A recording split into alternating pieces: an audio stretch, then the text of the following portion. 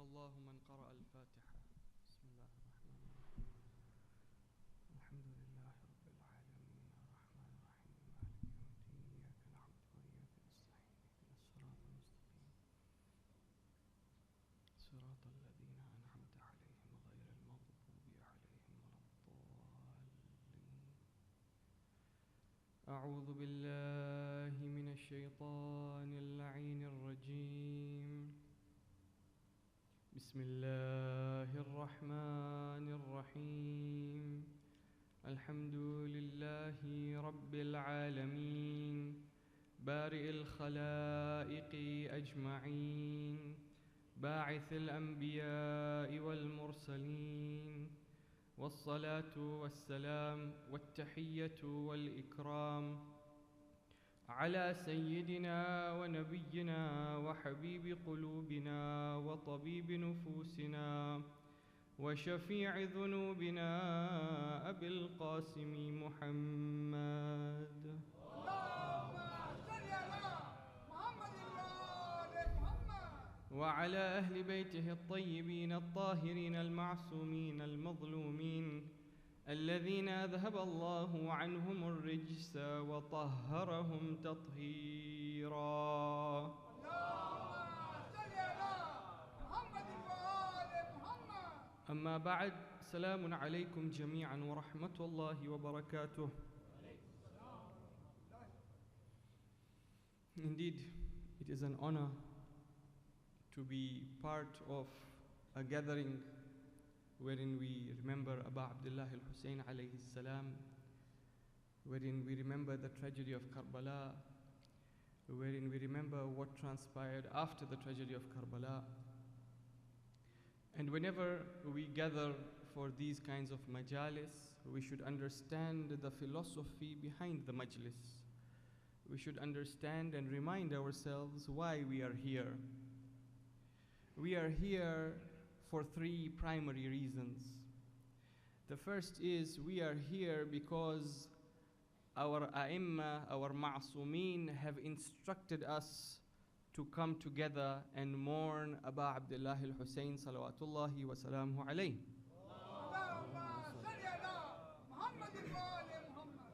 Our sixth holy Imam, Imam Ja'far al-Sadiq salawatullahi wa salamuhu alayhi.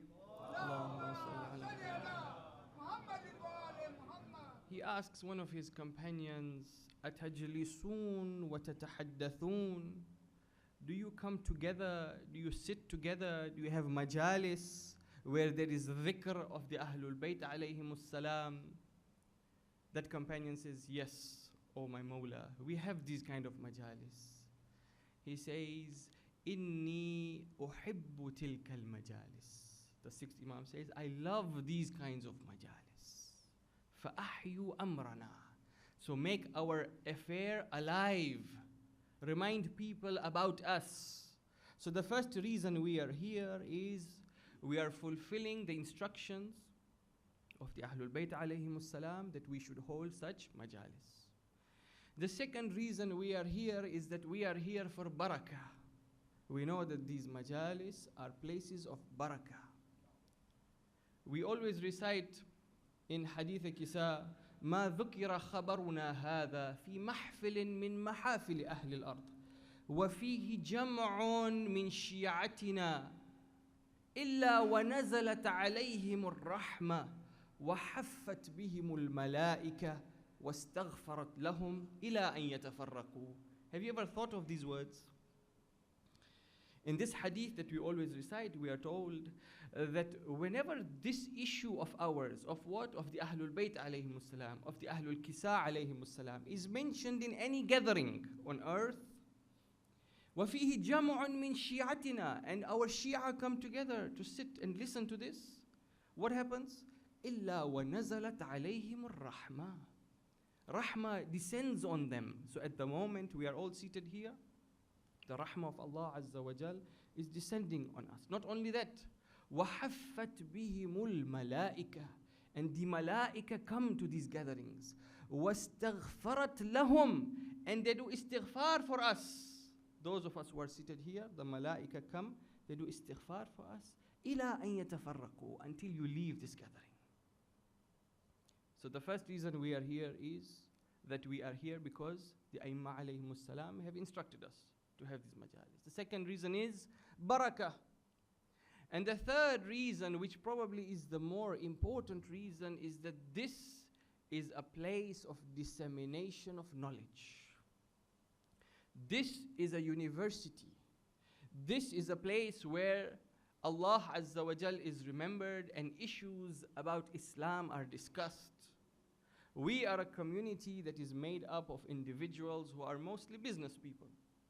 We go to work from 9 to 5 or longer and hardly have time to read books, to listen to lectures. But when the Ashra of Muharram comes, when the Ashra of Zainabiyya comes, when in the month of Ramadan we gather together, these are opportunities to learn. As we know, our Holy Prophet Muhammad sallallahu alayhi wa alihi, Allahumma salli ala Muhammad. He tells us, "Ughdu aliman أو متعلما وإياك أن تكون لاهيا متلذذا." He tells us, either be a scholar or be someone who learns, but be careful not to be amongst those who just spend their lives in desires and pleasures. Therefore, this is echoed again in Nahjul Balagha when Amirul Mu'mineen Ali ibn Abi Talib salawatullahi wa salamu alayhi, Allahumma salli ala Muhammad, when he says, An-nasu thalatha, people are of three groups. The first is the scholar, the alim. The second is the muta'allim, the one who is learning. But the third group are a waste. That means if you are not a scholar and if you are not learning anything, then you are a waste. And therefore, this is echoing what the Holy Prophet had said. So we are taking this opportunity during these days of Azah, while we also do the Azadari of Aba Abdullah alayhi salam, we also want to learn something. We have an opportunity, we learn something inshallah in these days. Now, because we have brought about the issue of learning and teaching, it is important for us to think a little bit about teachers. Teachers are very important members of society. They have a very honorable position in Islam. We have always been told, first gain knowledge and then teach. Teaching is part and parcel of the process. It is not for you to gain knowledge and keep it with yourself. When you gain the knowledge, you teach. So teachers have a very honorable position in our society, in our community, and Islam looks up to teachers. In the olden days, teachers would be so much respected. People would travel long distances in order to go to a certain teacher and beg that teacher to teach them. Sometimes the teachers would say, if you want me to teach you, you have to become my slave. You have to wash my clothes. You have to cook my food. You have to fetch my water. And the students would do all this for knowledge. This was how it was in the past. But today, teachers are not being appreciated. And when I say teachers, your mind should not think, this doesn't concern us. All of us are teachers in one way or the other. Parents are first and foremost teachers. When you look at Nahjul Balagha, Amir al-Mu'mineen alayhi salam clearly says this. He says, فَأَمَّا حَقُّ الْوَلَدِ عَلَى الْوَالِدِ. The right of a son on his father, or the right of a child on his father is what? أَن يُسَمِّيَهُ أَن يُحَسِّنَ إِسْمَهُ. That he should give him a good name. وَيُحَسِّنَ أَدَبَهُ. And that he should teach him good manners. Teach him good behavior. And finally, أَن يُعَلِّمَهُ الْقُرْآنِ. That the father's responsibility, which they can be questioned, and you and I will be questioned on the day of judgment, have you taught your child the Quran? So you have to be a teacher. If you are a father, you are a teacher. And hence, even when we look at the Aimma alayhimus salam, we find they were teachers. One of the names of our Holy Prophet Muhammad sallallahu alayhi wa alihi, Allahumma salli ala Muhammad wa ala Muhammad. One of his titles was Al-Muallim, the teacher. All right? So when we understand that the process of knowledge is one wherein we have two sides, we have the student and we have the teacher, then we will realize the respect that is due to teachers. Now, teachers use different ways of teaching. There are different methodologies of teaching. One thing that is used since the beginning of time when you teach is the use of examples. When you're teaching a class, you give examples to your students. If you teach them something very complicated, very complex, how will they understand? You give them an example, and it clarifies issues for them. So now, I am taking you slowly to what we are going to be discussing, inshallah, in the forthcoming nights of this Ashra. This is an introduction. Examples. Examples used in teaching. Why do we use examples? For 4 reasons. We use examples when we teach because, number one, when you give an example, you will clarify something difficult for your student. If you tell your students something very difficult, if you're going to teach them quantum physics, for example, you're going to give them all different formulas, they're not going to understand until you give them an example which is close to their minds, which they can comprehend, which they can understand. So the first reason we give examples is to clarify issues. The second reason you would give an example to your student is to gain credibility about what you are saying, to give credibility to your words. So for example, if I tell you the theory of evolution is true, you will say, give me an example of where this theory has been applied.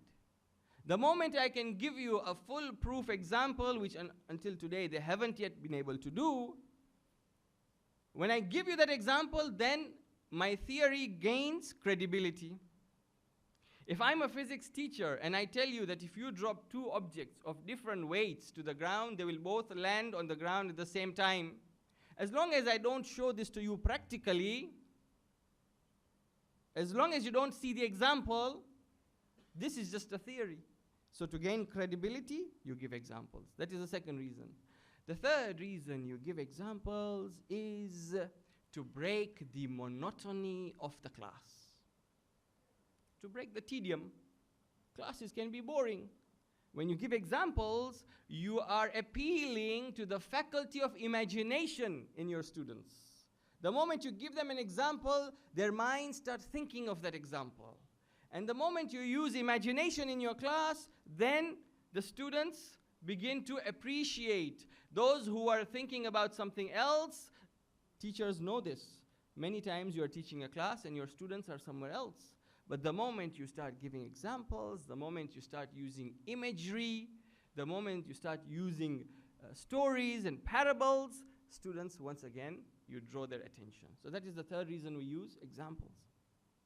And the fourth reason we use examples is that we use examples because it is easy to remember.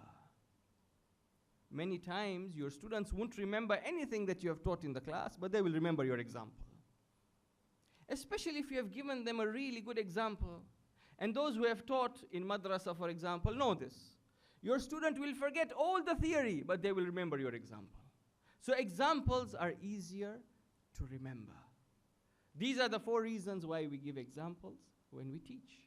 Now, let us come to the subject that we will be discussing in this Ashra, inshallah. The subject we have chosen for these 10 nights is going to be parables in the Holy Quran. Parables in the Holy Quran. Parables are amthal. Amthal can be translated as parables, as examples, as allegory, as different names can be given to it. But basically, you are presenting something visual to your listener so that it invokes their faculty of imagination so that they understand better what you want them to understand. And Allah Azza wa Jal uses amthal in the Quran. He uses parables in the Quran. And so that is going to be the subject of our discussion, inshaAllah ta'ala. Sallu ala Muhammad wa ali Muhammad.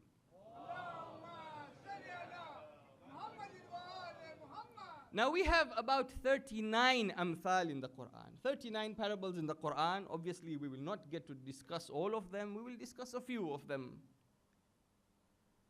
But it is important for us to understand that parables and examples and giving examples to explain issues is part of the method of Allah Azza wa Jal.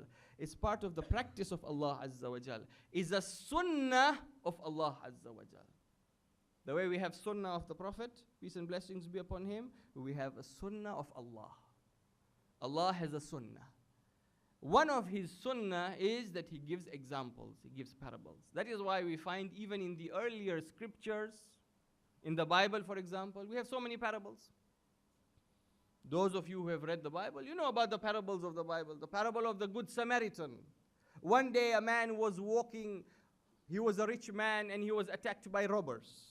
And the robbers took all his wealth and they took his clothes and they beat him up and they left him for dead. After a while, a priest passes by and he looks at that man and he doesn't take any heed and passes by. After a little while, a Levite, who is a Jew, passes by and again he doesn't look at this man and he leaves him to his state. A little while later, a Samaritan. A Samaritan is a politically correct term for a Gentile, for a non-Jew.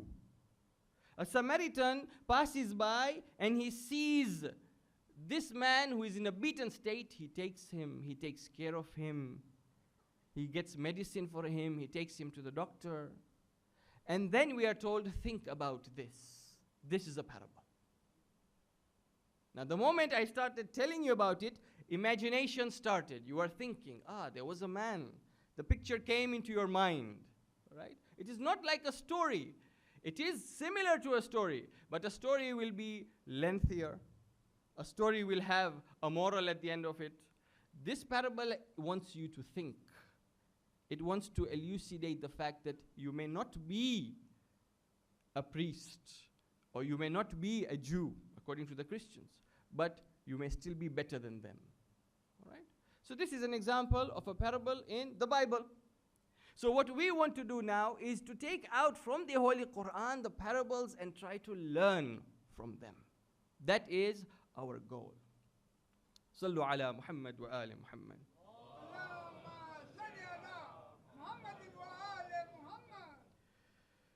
Now, one thing about examples and about parables and about similitudes, one thing about examples is when a person has to give an example, the type of example he or she gives is an indication of their intelligence. If you ask somebody to give an example, the type of example they will give you is an indication of how intelligent they are. That is why sometimes you find people give very poor examples. People give very inappropriate examples. But when we are talking about Allah Azza wa Jal, the creator of this universe, the one who knows about each and everything in this universe, then his examples will be the best of examples. And that is why it is important for us to learn about these examples. And what about giving examples? The recipients of examples, who are they? Who are the people who receive the examples? The ones who don't understand and want to understand. When somebody wants to understand, they will ask for an example. Clarify the issue with an example, please. Right? However, in the Quran, we are told that there are some people who give examples to Allah. There are some people who give examples to Allah. In Surah An-Nahl, we are told, فَلَا تَضْرِبُوا لِلَّهِ الْأَمْثَالِ إِنَّ اللَّهَ يَعْلَمُ وَأَنْتُمْ لَا تَعْلَمُونَ. Don't give examples to Allah. Allah knows and you don't know. Who are you to give examples to Allah? What kind of examples do people give to Allah? You want to know an example of the type of examples people give to Allah? Turn to Surah Yasin. وَضَرَبَ لَنَا مَثَلًا وَنَسِيَ خَلْقَهُ قَالَ مَنْ يُحْيِي الْعِظَامَ وَهِيَ رَمِيمٌ. This is an example. Allah says, He is giving us an example and He has forgotten His creation. What does He say? Who is going to make these bones that have turned to dust back into a human being? Who is going to make it back into a human being? That is an example that a human being is giving to Allah Azza wa Jal.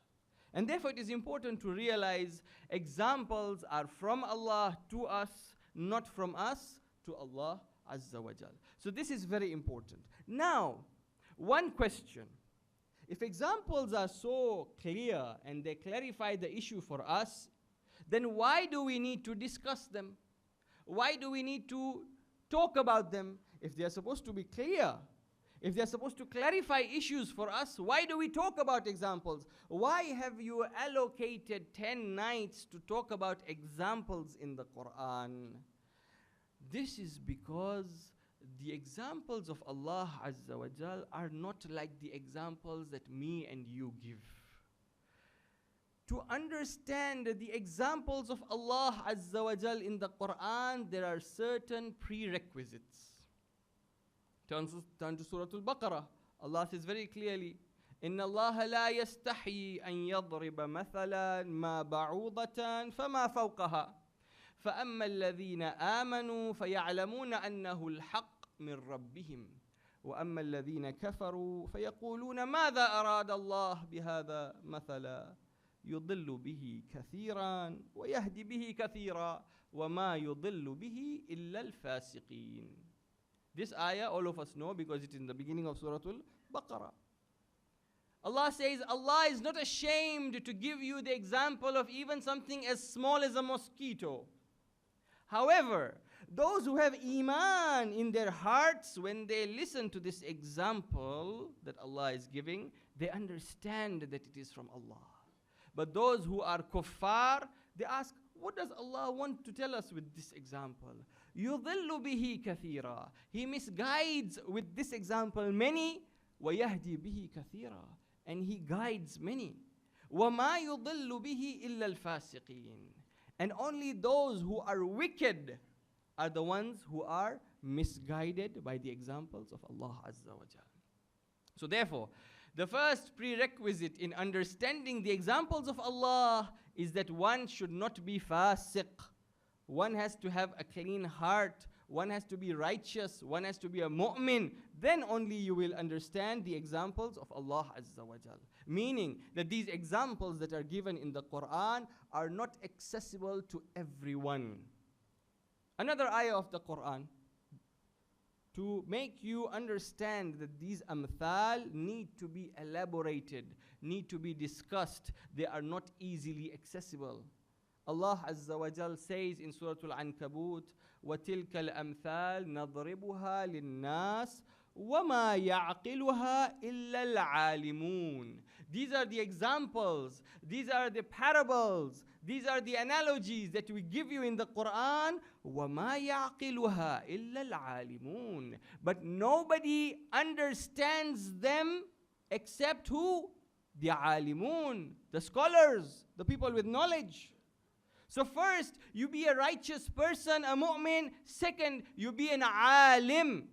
Then you will have access to the amthal, the parables. So what have we decided to do? We have decided to look at what the Ahlul Bayt alayhim salam have said about these amthal, what the ulama have said about this amthal, and that will enable us to understand these amthal. Sallu ala Muhammad wa ali Muhammad.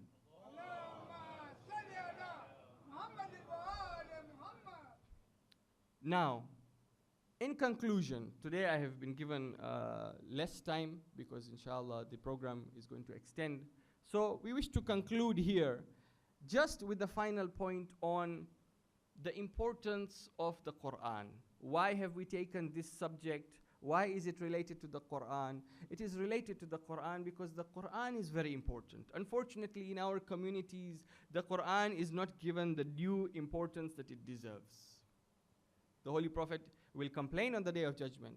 وَقَالَ الرَّسُولُ يَا رَبِّ إِنَّ قَوْمِ اتَّخَذُوا هَذَا الْقُرْآنَ مَهْجُورًا. Oh my Lord, my community abandoned this Quran. The Quran that you revealed to them, they abandoned it. And our Mawla and Aqa Ali ibn Abi Talib, salawatullahi wa salamu alayhi, he says, يَأْتِ عَلَى النَّاسِ زَمَانٌ لا يبقى فيهم من القرآن إلا رسمه. ولا من الإسلام إلا اسمه مساجدهم عامرة من البناء خالية من الهدى. Imam Ali alayhi salam, so beautiful. I'm telling you, you will read his words. If you understand them, you understand the gravity. He says, a time will come when nothing of the Quran will remain amongst the people except the rasm, the handwriting on paper, nothing else. Illa rasm. And nothing will remain of Islam but the name Islam. I am a Muslim. That's it. The masajid, the mosques at that time will be built beautifully. عامرة من البناء خالية من الهدى. No guidance in that masjid. No hidayat in that masjid. This is the qawl of Imam Ali alayhi salam. And when we talk about the Quran, Quran has been madhloom from the very beginning. Because the Quran and the Ahlul Bayt are always together. The Ahlul Bayt have always been madhloom. The Quran has always been madhloom. Even those people who said, Hasbuna kitab Allah, they did dhulm on the Quran. Because we know, as we read from Sulaym ibn Qais al-Hilali, he says that after the people forced Amir al-Mu'mineen and took him by force to the masjid to give bay'ah, then the Imam stayed in his house for 6 months. And within those 6 months, he wrote down the Quran. He was the first person to compile the Quran. After compiling the Quran, he put it on the camel and he brought it to the masjid where the Khalifa and all the other Muslims were there. And he told them that I have compiled the Quran. I have compiled it exactly the way it was revealed. I have written the tafsir, I have written the ta'wil, I have written the ahadith of the Prophet. I have compiled it the way it was revealed and I have brought it for you. They took a look at it and they said, we don't need your Quran. We don't need your Quran. And that is when he said, then you will never see this Quran. Right? So the Quran also has been madhloom from the very beginning. And therefore, whenever we have an opportunity to have discussions on the Quran, then we should take that opportunity. And that is the reason why we have chosen this subject. Bi'awnillah ta'ala. Sallu ala Muhammad wa ali Muhammad.